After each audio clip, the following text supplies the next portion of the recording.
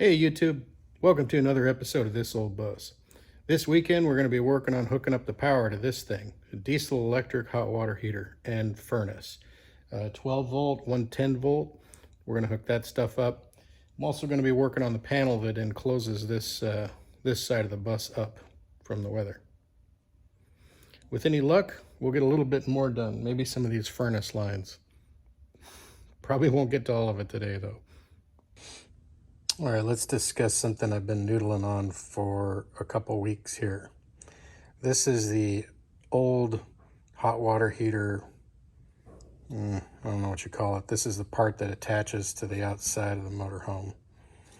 Gets sealed up around the outside, prevents water from getting in, prevents carbon monoxide from getting in, and provides for combustion air. That's the door, which is already painted to match the side of my bus. As you can see, that's been through a couple iterations already by the previous owner. It's been modified. So, in the original hot water heater, this would have been the fresh air intake for combustion, would have come through this hole. And this behind here is where the exhaust was, and that passed into this sort of a heat shield thing here, exited the hot air out and through that vent that just mates right up against this. There's some extra shielding there to prevent heat from getting up into the enclosure a bit too much. All right, so now with that sort of background information, let's look at what the new hot water heater looks like. So there's an inner and an outer tube that passes the exhaust air through this inner tube. The hot exhaust goes through here. And then this is the intake for the combustion air, combustion makeup air. So, it has a cooling effect around that by having the cool air pass through that tube. This is the part that mates to the outside of the motorhome that receives that. So you can see it says there's a top, and it's designed to slope up on the inside. It has to be mounted with an upward slope to prevent water from getting in and getting into the heater. Excuse the ducks. So there's your inner and your outer deal. And then this goes over the outside of it, so I'll show you how that fits. Okay, so the hot air is directed, the exhaust is directed out this port. It kind of bounces off this. And the cool air intake is directed in this area here.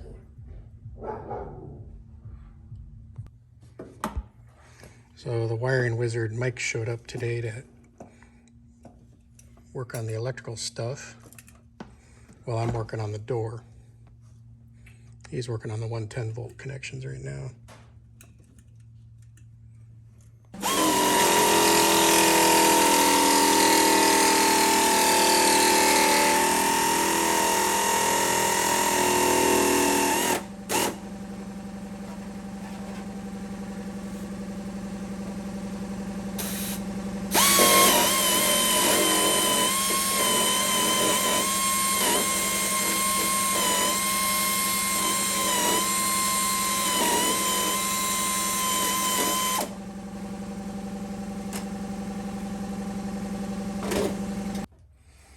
So yeah, this nibbler tool works really good. It doesn't particularly cut straight. This sort of tool is much better for cutting straight.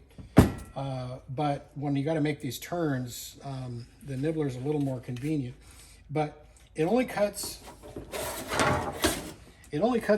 one direction pretty much, right? I mean, the cutting face of this is on the front of the tool, so you advance it this way. And so when you come to a corner, what you got to do is something like this, where you kind of eat into the part that you're getting rid of to make your direction change, right? Unless you've drilled out a large hole there. So what I'll do is this. Can you nibble in position and rotate? Not so much. No, that's why you kind of have to do that.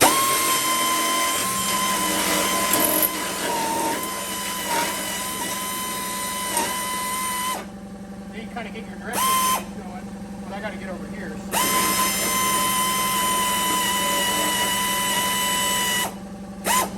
Now I can go.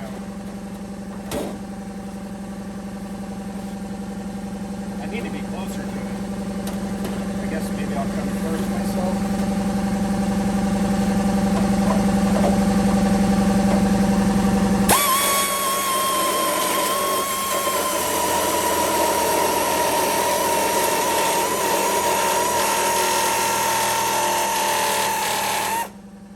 You definitely want to wear safety glasses because, you know, it spits out all these little sharp, you know, semicircles of metal everywhere. And they're sharp. They're freaking sharp.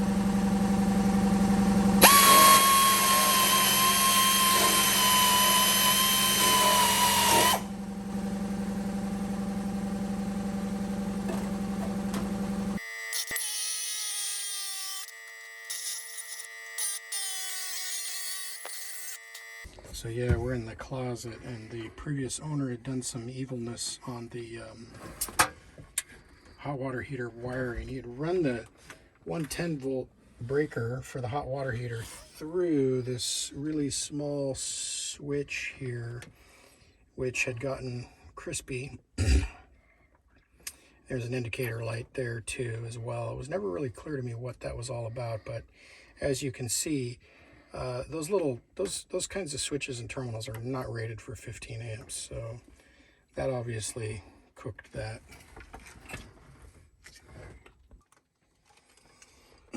Yeah, so there were multiple sins discovered inside here.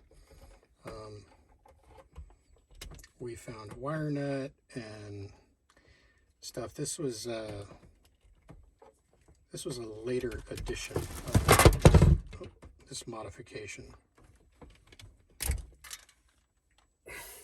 So we're just going back to circuit breaker alone. We're stripping off a nice fresh piece of wire that goes directly down to the plug that Mike added for the hot water heater. And we're going to go ahead and put that on the circuit breaker.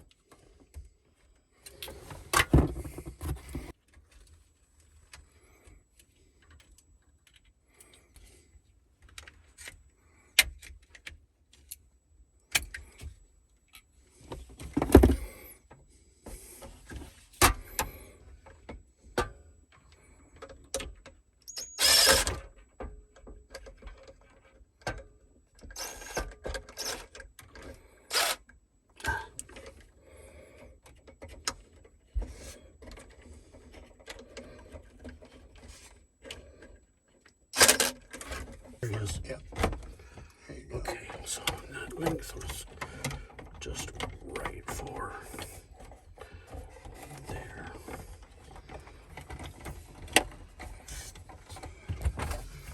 Okay, and that's a much fatter wire. Directly to the breaker instead of that skinnier wire that he was using. Okay, good. Yeah, and by the way, we have everything unplugged and off, so we're not working on anything hot here. Okay. How many watts is your block heater? Oh, I don't know.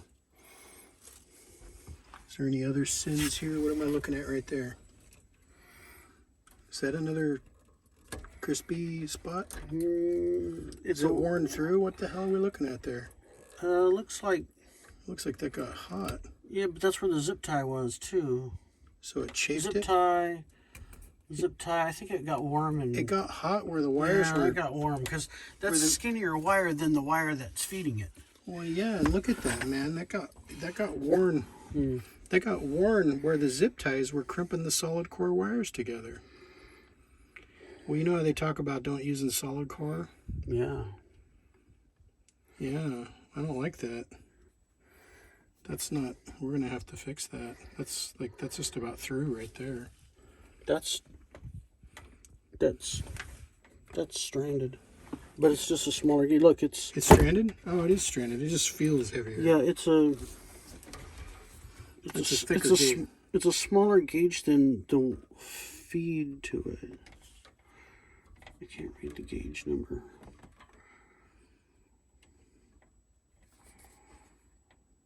It's just like a wax coating or clear coating that's getting. Yeah, they use that stuff on cheap wires. Yeah, look at that. Is it through the wire or is it just the clear? I think it's just the clear. I can't tell. I don't see any copper. Let me zoom with the camera here. Put the light on it. Don't touch it. Oh, it's too bright. It is.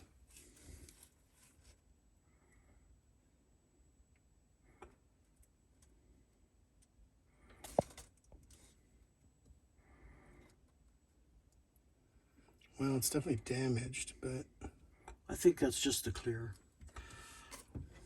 It's probably an okay, acceptable gauge, but not overbuilt like, like you like to see. So that goes up to this right there, and that goes. Do you have a separate breaker for this? yeah, I probably do. We'll have to look at the door. Okay. All right, well, we found another sin here. I don't know if you guys can see that, but that neutral wire has gotten hot and not good. We're going to pull it out and check it out, see where it goes.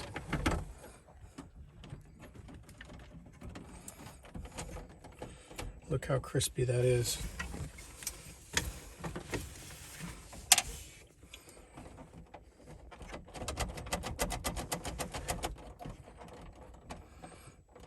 Yeah, I don't think zip tying these together is such a great idea because, yeah, I can see he's probably trying to reduce vibration and stuff, but there are codes about the number of wires that can be together in a conduit and stuff like that.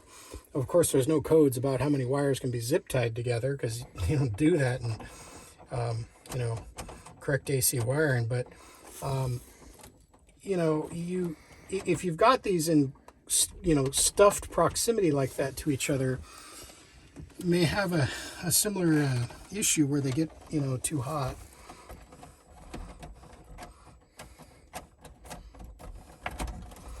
That's back behind everything here. We gotta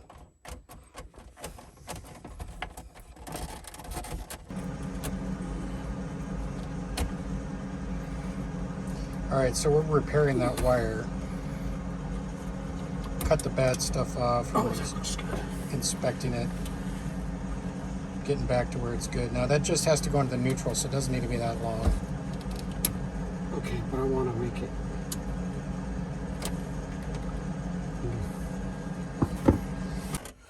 So Mike snipped off the bad stuff on that wire, and we're put a new end on it, and we're going to re-terminate it in the neutral bus up here, which is on a standoff, which is proper for RV electrical panel. But that neutral connection was not very tight. So what we think happened there is that being loose created heat, and we're going to go through and check all of the screw terminal connections in here. And they say you're supposed to go and snug down all your connections, your electrical connections in your panel periodically. Obviously, that's work for professionals if you don't know what you're doing. Everything's off in this panel, as I said before. Shore cord's unplugged, inverter's off. Okay. But we're going to go through and check all these screws and make sure they're tight. I can't see.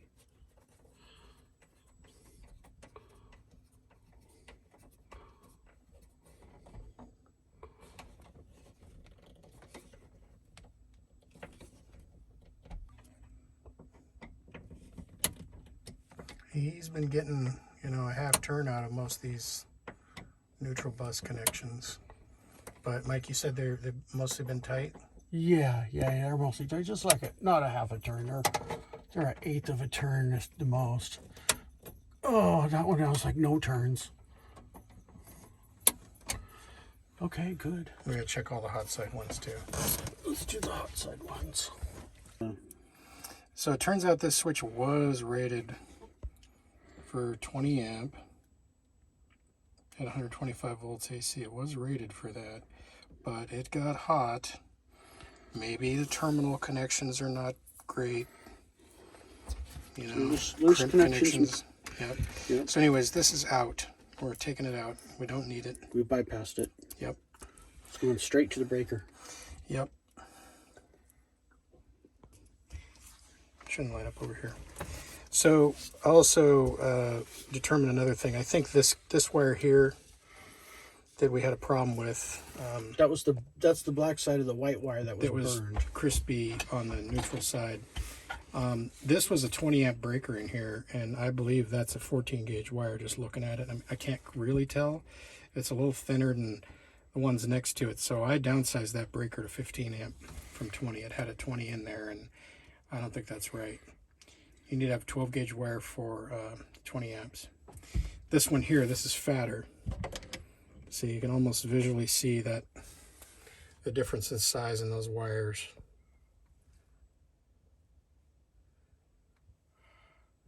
So I don't need a 20 amp on that circuit, so I'm making it a 15, and that'll pop if it's being overloaded. We tightened up all the screws on all those breakers and all the white on the bus bar. Yep. This is like a little quick box cleanup.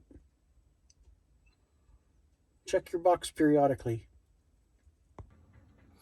All right, so we're priming the fuel lines now. I'm using the prime function, which counts down from 90 seconds, and we're going to look. Clicking harder. It's probably getting some fuel. Oh, moving the line a little bit. There.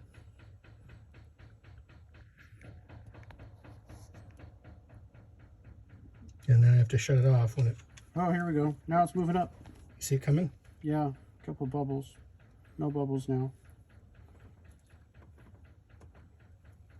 Okay, so it's up on my end. You see it? Yeah, I saw it come up, so it should be in. Okay. Oh, more bubbles. Should I stop it? Yeah, stop it. There are more bubbles. Bubbles are going up. Okay, let me check.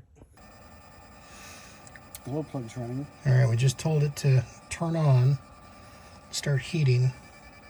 It's probably not going to be super happy because it's going to have some bubbles in the line, but might flame out, but that's not a big deal. We'll just do it again. Oh, I hear the exhaust coming out. Oh, here we go. We got smoke.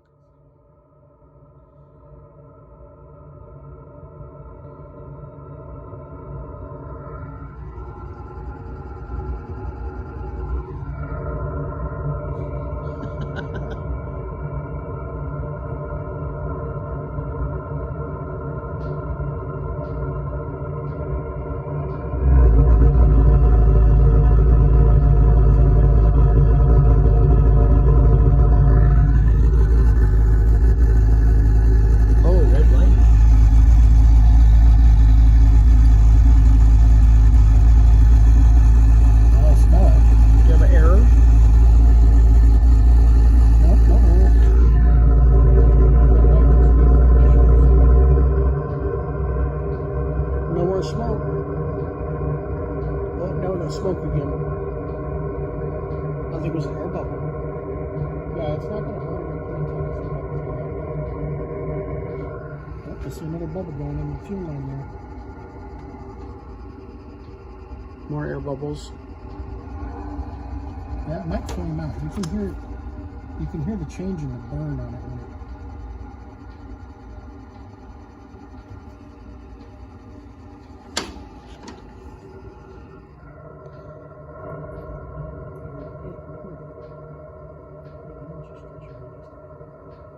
Yeah, I think it's going off right now. It's shutting down. Yeah, okay, now it's showing an error on the screen here. Okay. Error 32H. So let it cool down, I guess. 32H, what's it say in your book? Oh, I don't have it in here, but you know damn well it means flame out or whatever.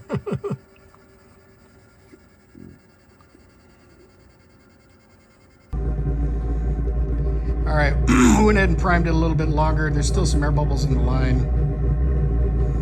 We've got this exhaust pipe kind of hanging out the side of the bus here for the moment.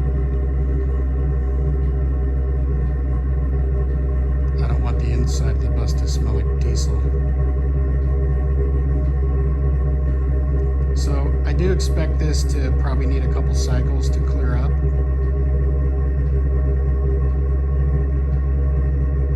But you can kind of hear the inconsistency in the burn there as it gets some bubbles, and once it gets going good, the noise changes altogether. The resonance stops and it kind of just isn't more of a constant roar. It's having some trouble.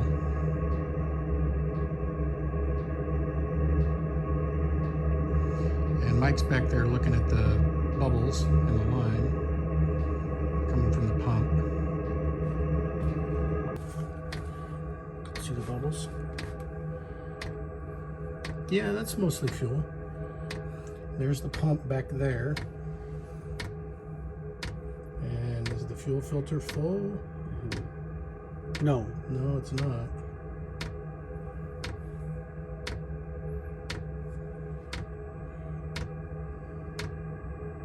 But a lot less bubbles.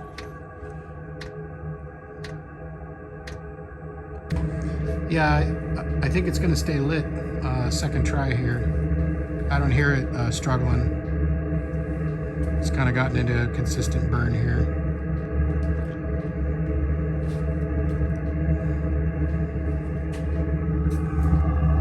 So that is correct. There's no errors on it. It's basically saying it thinks it's 12:21 a.m. We've told it to heat the water to 40 degrees Celsius, and the little bottle means fuel. Now we can tell it to do a combo mode if we're also heating electricity.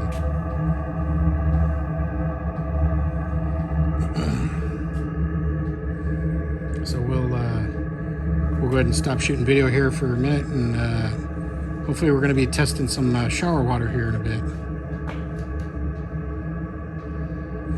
Bubbles out. 90% fuel. Good.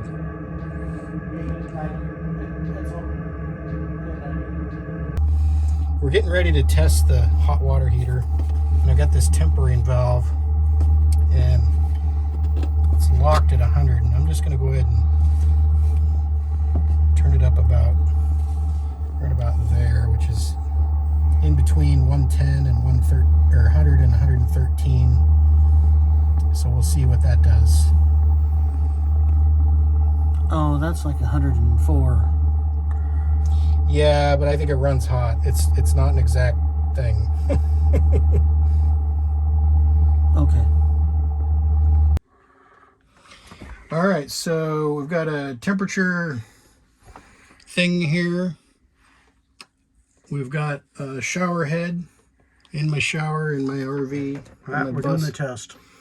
And we're going to go ahead and turn this on and see. So I'm going to go ahead, this has got a separate hot and cold, so I'm going to go ahead and just turn on the hot first, and we'll see what temperature we get. It's probably going to start cold and then get hot. And note the time, Mike, when you're shooting. How many seconds? 35 seconds. All right, so we're going to want to know how long of a shower we get. Still cold, cold. So that we're not counting shower time yet. Okay, it's starting to get warm to the touch. All right, let me know. Yeah, it's warming up. Hey Siri, start timer. No. Okay, we got good. We're not doing that just yet. Okay, we're going. We're going. All right, 1 minute. All right, let's start now. It feels warm. Started it.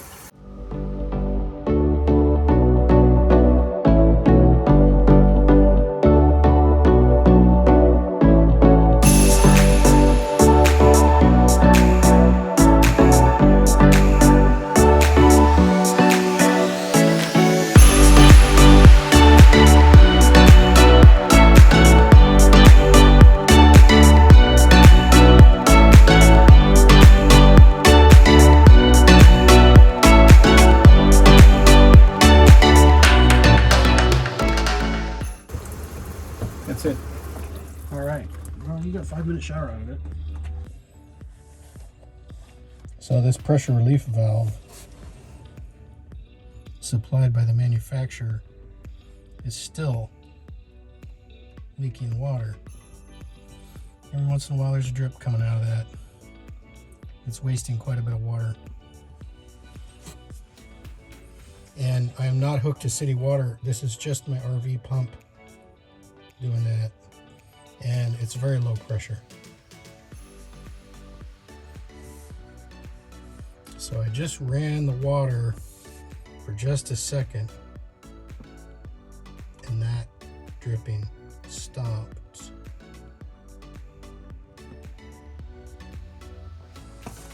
So this pressure relief valve that they have just on my measly little RV water pump is wasting quite a bit of water.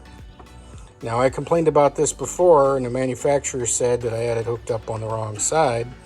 I had it on the hot side. They had me move it to the cold side, and it's still doing it.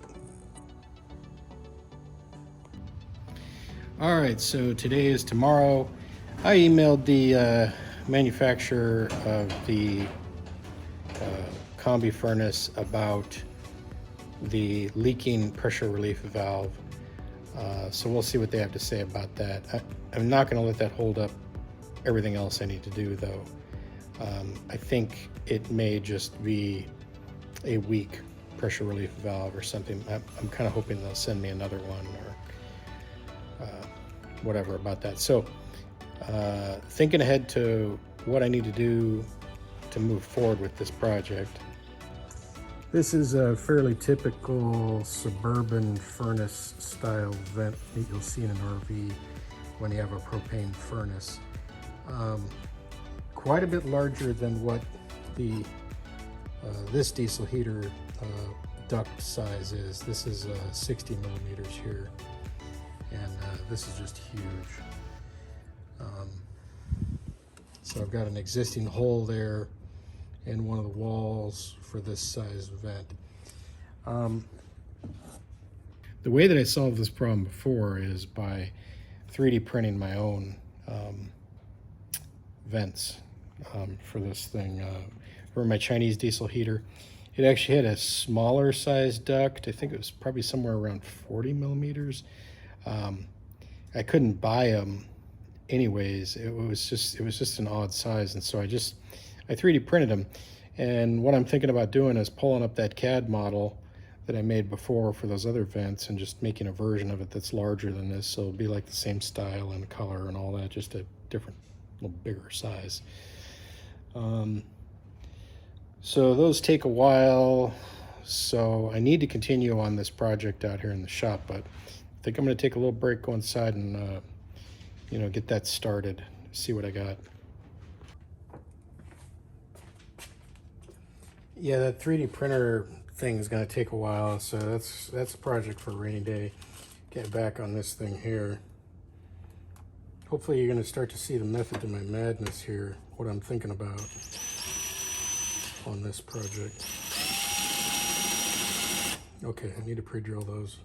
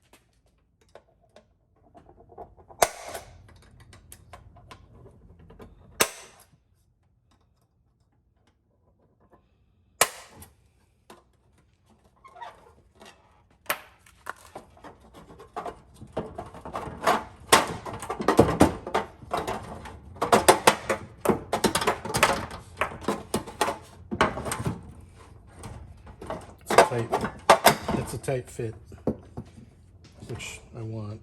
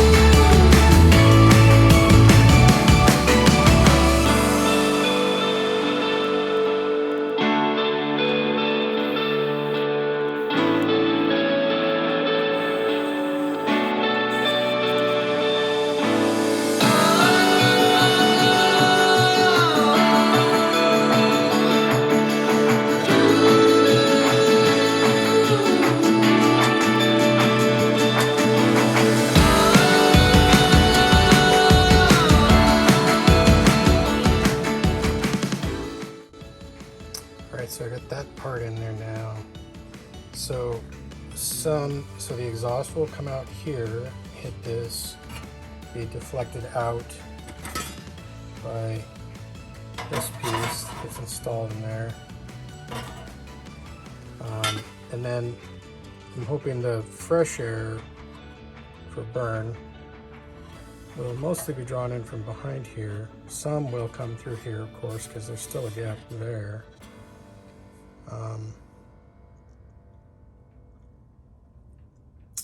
Yeah, I mean, I could go to some work to like raise this up, which would require trimming some off the face of it and all that jazz, but this is probably good enough.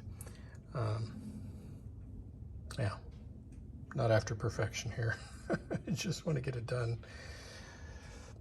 So, next step, seal this area.